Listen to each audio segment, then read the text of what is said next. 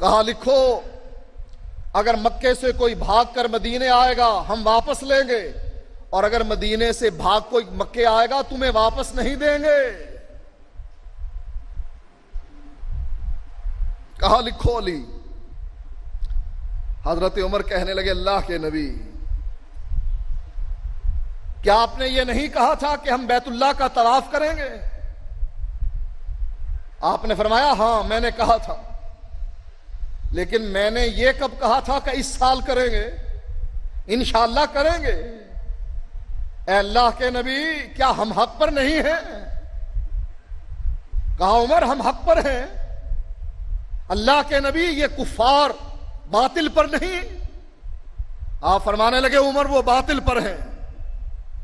کیا ہمارے مرنے والے جنتی اور ان کے مرنے والے جہنمی نہیں؟ فرمایا عمر ایسے ہی ہے۔ عرض کرنے لگے اللہ کے نبی پھر دب کر صلح کیوں کر رہے ہو؟ انہوں نے محمد الرسول اللہ کٹوایا، انہوں نے بسم اللہ الرحمن الرحیم کٹوایا، انہوں نے ہم پر پابندی لگا دی اس سال تمہیں عمرے کی اجازت نہیں ہوگی، انہوں نے ہم سے یہ تک لکھوا لیا کہ مکے سے آئے گا مدینے پہنچے گا واپس کر دیا جائے گا، لیکن مدینے سے بھاگا ہوا تمہارا ساتھی ہم واپس نہیں کریں گے۔ آپ نے یہ بھی مان لیا؟ آپ نے فرمایا عمر میں محمد بن عبداللہ ہی نہیں، میں محمد الرسول اللہ بھی، میں یہ سب کچھ اس کے کہنے پر لکھوا رہا ہوں، اپنی طرف سے نہیں۔ وما ينطق عن الهوى ان هو الا وحی یوحی، میری ہر بات وحی الہی کے مطابق ہوتی ہے، اللہ کا حکم ہے تو لکھوا رہا ہوں، اگر اللہ کی طرف سے اجازت نہ ہوتی میں نہ لکھواتا۔ میں محمد بن عبداللہ ہی نہیں، میں محمد الرسول اللہ بھی ہوں۔ بدقسمتی سے ہم نے اللہ کے نبی کو، آمنہ کے لال کو، عبداللہ کے لخت جگر کو محمد بن عبداللہ کی حیثیت سے بٹھا رکھا ہے۔ نماز تیرے طریقے کی نہیں پڑھیں گے، ہمارا امام اپنا ہوگا۔ نکاح تیرے طریقے پر نہیں کریں گے، ہمارا اپنا امام ہوگا۔ طلاق کا طریقہ، حج کا طریقہ، زکوٰۃ کا طریقہ کون سا ہوگا؟ جو ہمارے امام نے بتلایا۔ ہماری معیشت اور معاشرت حنفی ہوگی۔ کیا حیثیت دی ہم نے اللہ کے نبی کو؟ محمد بن عبداللہ کی، کہ تو عبداللہ کا بیٹا ہے مانتے ہیں ہم، آمنہ کا لخت جگر ہے مانتے ہیں ہم، ابو طالب کا بھتیجا ہے مانتے ہیں ہم، عبد المطلب کا پوتا ہے مانتے ہیں ہم، تو حضرت ختیجہ کا شوہر ہے مانتے ہیں، فاطمہ کا باپ ہے مانتے ہیں ہم، حسن اور حسین کا نانا ہے مانتے ہیں ہم، تو عثمان و علی کا سسر ہے ہم مانتے ہیں، ابو بکر اور عمر کا داماد ہے مانتے ہیں، تو محمد بن عبداللہ ہے، محمد الرسول اللہ نہیں۔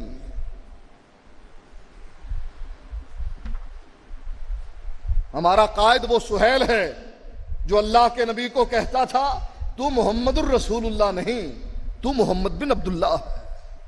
ہم بھی کہتے ہیں تو محمد بن عبداللہ ہے، عبداللہ کے گھر میں پیدا ہوا ہے، آمنہ کی کوکھ سے پیدا ہوا ہے، مانتے ہیں کہ تو اس حضرت فاطمہ کا باپ ہے، ختیجہ کا بیٹا، ختیجہ کا شوہر ہے، ابو طالب کا بھتیجا ہے، عبد المطلب کا پوتا ہے، تو قریشیوں کا سردار ہے مانتے ہیں، ہے تو محمد بن عبداللہ، محمد الرسول اللہ نہیں۔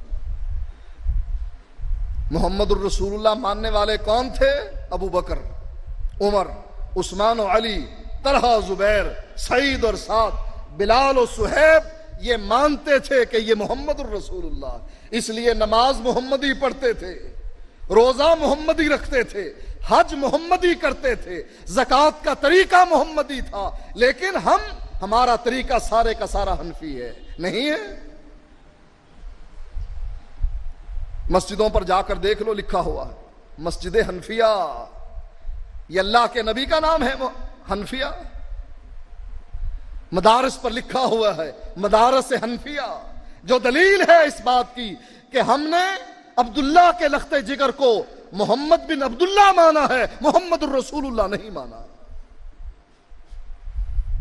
اگر محمد الرسول اللہ مانتے ہم صحابہ کے ساتھ ہوتے، ہمارا شمار سہیل کے ساتھ ہے، قریش کے آئے ہوئے سرداروں کے ساتھ ہے۔ فرمایا اللہ تعالیٰ نے کہ اللہ نے اپنے نبی کے خواب کو سچ کر دکھایا، لَتَدْخُلُنَّ الْمَسْجِدَ الْحَرَامَ انشاءاللہ۔ اے عمر گھبراؤ نہیں، انشاءاللہ اگلے سال تم بیت اللہ میں داخل ہوگے، طواف کرو گے، عمرہ کرو گے، آمنین امن کی حالت میں ہوں گے، محلقین رؤوسکم ومقصرین اپنے سروں کو منڈاؤ کے بھی، اپنے بالوں کو کٹواؤ گے بھی، ولا تخافون تم ڈرو گے نہیں، فعلم ما لم تعلموا جس چیز کا اللہ کو علم ہے تمہیں علم نہیں، فجعل من دون ذلك فتحا قریبا اللہ نے اس کے علاوہ تمہیں فتح قریب سے بھی نوازا۔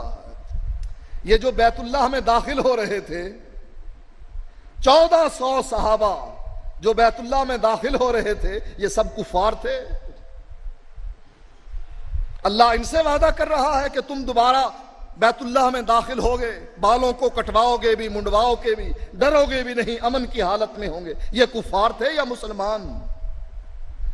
قرآن کی کس کس آیت کو ٹھکراؤ گے؟ صحابہ کی دشمنی میں قرآن کے کس کس حصے کو چھوڑو گے؟ کس کس آیت کی تردید کرو گے؟ اللہ نے قرآن میں بھر رکھا ہے اپنے صحابہ، نبی کے صحابہ کا تذکرہ۔ کسی ایک آیت کا انکار کرنا، ایک آیت کا انکار کرنا، ایک آیت کے ٹکڑے کا انکار کرنا کفر ہے، اور کئی آیتوں کا انکار کرنا ایمان بن جائے گا۔ یاد رکھو سنیوں، 22 رجب کو جس نے حضرت معاویہ کی وفات پر جشن منایا، امام جعفر صادق کے نام کے کنڈے بھرے، وہ بھی دشمنان صحابہ کی صف میں کھڑا ہوگا قیامت کے دن۔ تمہیں لوگ بہکانا چاہتے ہیں، تمہارے دین سے پھسلانا چاہتے ہیں، ہٹانا چاہتے ہیں صراط مستقیم سے، اس لیے اپنی عورتوں کو، اپنے رشتہ داروں کو خبردار کر دو کہ 22 رجب کو کسی قسم کا کوئی جشن نہیں منایا جائے گا۔ ہم صحابہ کے دوست بنیں، دشمن نہ بنیں، اس لیے کہ کل قیامت کے دن اللہ تعالی ہمیں بھی صحابہ کی صفوں میں شامل کر دے، اللہ کے نبی کا ساتھ عطا فرمائے۔ وآخر دعوانا الحمدللہ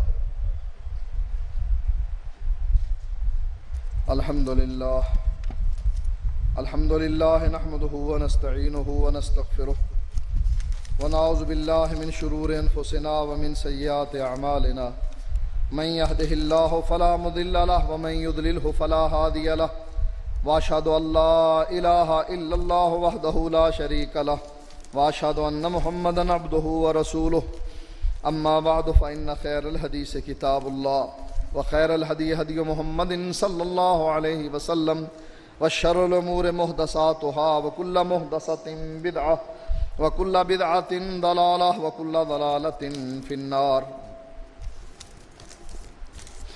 ایک تو اعلان یہ ہے کہ 16 جون کو بعد از نماز مغرب سرکر روڈ راولپنڈی میں ایک اجتماع ہو رہا ہے، جس میں حافظ شریف صاحب، عبدالرحیم کلیم صاحب اور حافظ عبدالحمید اظہر صاحب خطاب فرمائیں گے۔ بیماروں کے بارے میں کہا گیا ہے، کچھ ساتھی بیمار ہیں، ان کے لیے دعا کرے اللہ تعالیٰ ان کو شفاء کاملہ عاجلہ عطا فرمائے۔ کسی کا پیپر ہے امتحانی، اس کے لیے بھی دعا کرے اللہ تعالیٰ ان کو بھی کامیابی سے ہمکنار فرمائے۔ پچھلے جمعے آپ نے الیاس قادری کے بارے میں بہت سخت الفاظ استعمال کیے ہیں۔ آپ سے درخواست ہے کہ آپ انہیں ایک دفعہ نیٹ پر، ٹی وی پر سن لیں، تاکہ آپ کو جو غلط فہمی ہے وہ دور ہو جائے۔ ہم نے سنا ہے تو غلط فہمی ہماری دور ہوئی ہے، اس سے پہلے ہم غلط فہمی کا شکار تھے۔ جو کچھ ہم نے بیان کیا ہے وہ بالکل صحیح بیان ہوا۔